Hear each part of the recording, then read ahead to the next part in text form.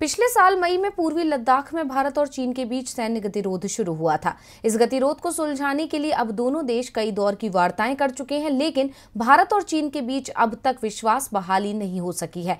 बल्कि चीन की विस्तारवादी नीति भारत की सुरक्षा के लिए बड़ी चुनौती बनी हुई है। मोदी सरकार ने देश की जनता को ये बताया कि चीन को सबक सिखाने के लिए आर्थिक रिश्ते खत्म किए जा रहे हैं, व्यापार पर रोक लगाई जा रही है। लेकिन हकीकत ये है कि भारत का चीन से व्यापार $100 अरब को भी पार कर गया है। इसमें चीन का तो फायदा हुआ है, लेकिन भारत को नुकसान पहुंच रहा है। देखिए रिपोर्ट। भारत और चीन के बीच रिश्ते इस वक्त नाजुक दौर से गुजर रहे हैं। वजह है चीन की विस्तारवादी नीति और भारत की सीमाओं का अतिक्रमण करने की कोशिश।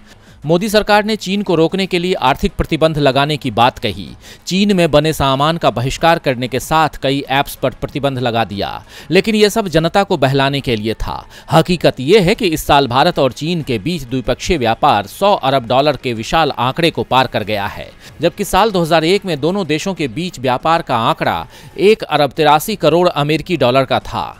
लेकिन अब चीन के जनरल एडमिनिस्ट्रेशन ऑफ कस्टम्स के पिछले महीनों के आंकड़ों के अनुसार भारत और चीन का द्विपक्षीय व्यापार 114.263 अरब डॉलर का हो गया है, जो कि जनवरी से नवंबर 2021 के बीच 46.4% तक बढ़ा है।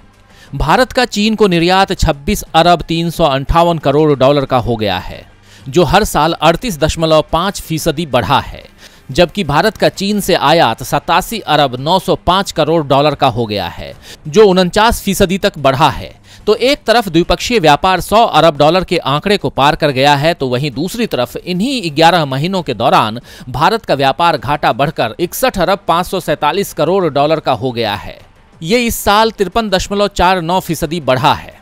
व्यापार घाटा का मतलब है कि भारत ने चीन को जितना सामान बेचा है उससे ज्यादा खरीदा है। रक्षा विशेषज्ञ ब्रह्मा चेलानी ने इस पर सवाल खड़े करते हुए ट्वीट किया है, चीन के सीमा अतिक्रमण के बीच मोदी सरकार साल 2021 में चीन के साथ व्यापार में 50% की बढ़ोतरी को कैसे सही ठहराती है, जिसमें जनवरी और नवंबर के बीच $61 अरब का सरप्लस चीन के पक्ष में है, जो कि चालू वित्तीय वर्ष में भारत के लगभग कुल रक्षा बजट के बराबर है।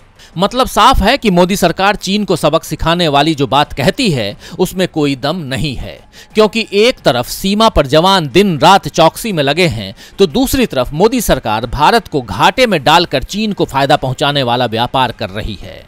डीबी लाइव की रिपोर्ट।